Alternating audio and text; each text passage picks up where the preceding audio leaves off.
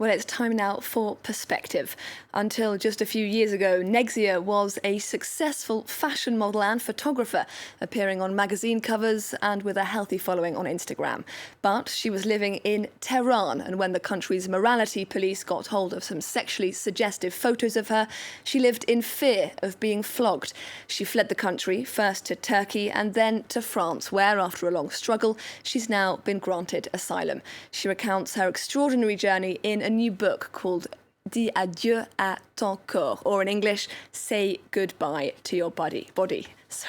Negzzia, thank you so very much for speaking to us here on France 24.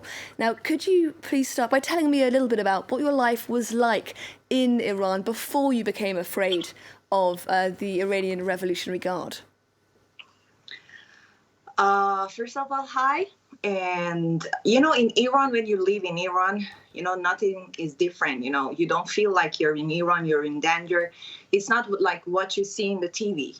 We have one life, we say it's underground life. Underground, it's with the law of Islamic Republic, the laws that government choose for us. They choose what you have to wear. They choose the singers, they choose the lyrics of the songs, they, make censure for movies, they control everything. But underground life is the life that we built in our homes, and there is no crazy laws. Yeah, we respect on the, law, but we live like a human. We have modeling, we have great music, we dance, we sing, everything is okay underground. So I was an underground girl. So when I grew up underground and when I understand that there is another word, that there is freedom, you can be whoever you want, I was not afraid of anything, because normally we were doing everything at home, at the safe place. But when we were going to the outside, we have to have hijab, we have to control what we are doing in the street. You can't take your hands up, even your husband, you can kiss your husband in the street. You have, I don't know if they see tattoos, there is some problems. I remember once they cut the hair of one boy because he had a long hair in the street. The government arrested him and cut his hair. Why? Because the man was not allowed to have a long hair, and this young boy was crying all the time because he grew his hair. He said to me that when his dad died, he decided to, for respecting of his soul, he never cut his hair, and the government didn't care. He just cut it. And what is it, in your opinion, that the Iranian regime finds so threatening about non-conformity, about fashion, about having long hair if you're a boy, for example? What is it that the Iranian government can't stand there? Actually, when government had no idea when we started fashion underground, and we were doing it like we had codes because fashion was for our country, and for the legal life for underground, not underground.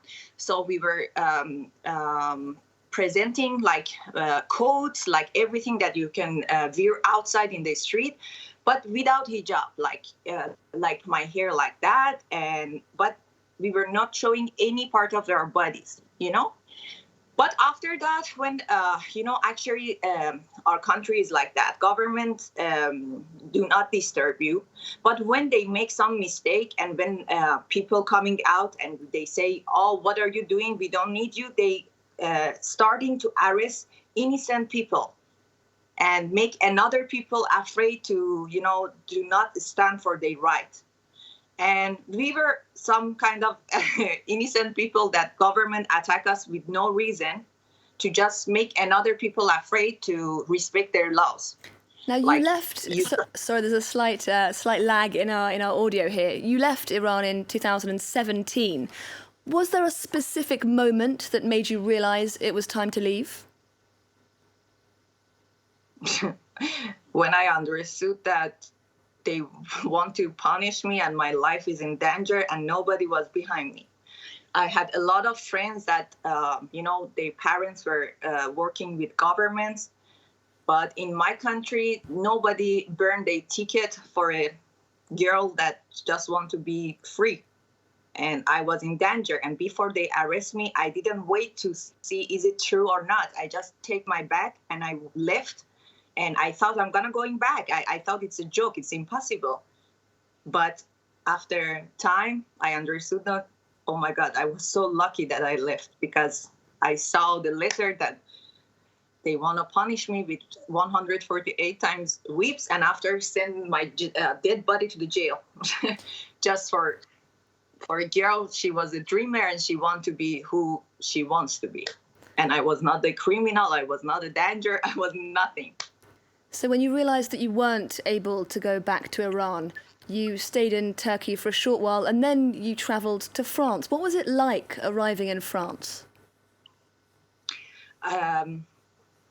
Actually, I never been able to travel, because as an Iranian person, not a lot of countries don't give us visa easily, and I was so afraid. In Turkey, they knew my situation, and they give me,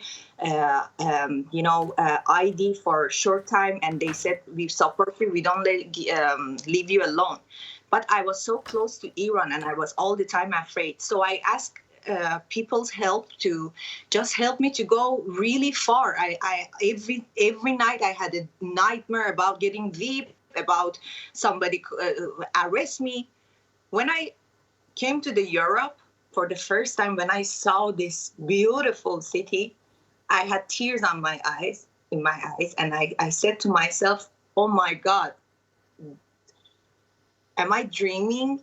I felt like this beautiful city, gave me some energy that I said to myself, I'm going to start again.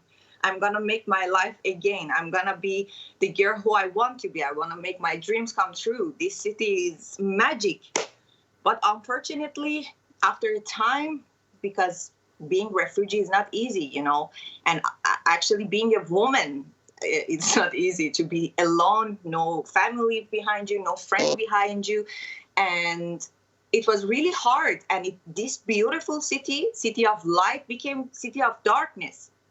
And it was normal, because when you're alone, it's like a magnet. You attract wrong people. They can smell your problems, And I was completely in danger. I was seeing really, really wrong people, And I tried to be strong and don't lose myself. And when I left my country, I knew that being alone in the unknown world, it's like being alone in the jungle as a sheep.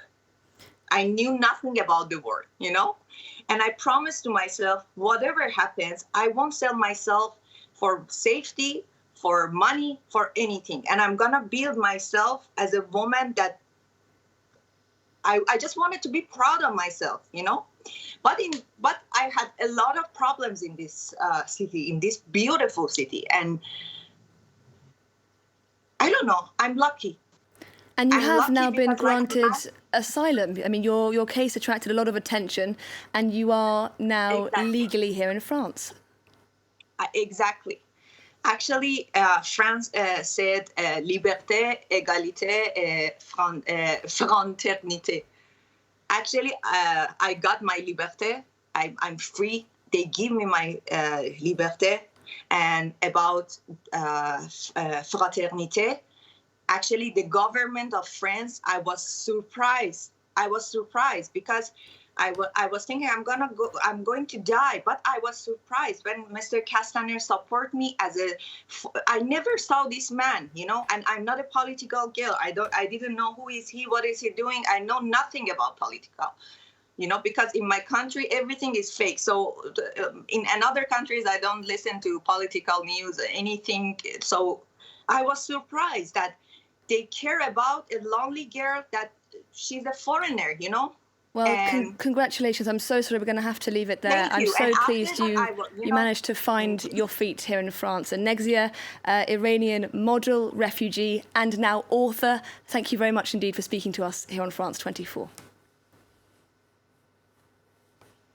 A reminder now of our top headline here on France 24. And that is that US President Donald Trump and his wife Melania have tested positive for COVID-19. That just after a top aide of his also returned a positive test for the virus.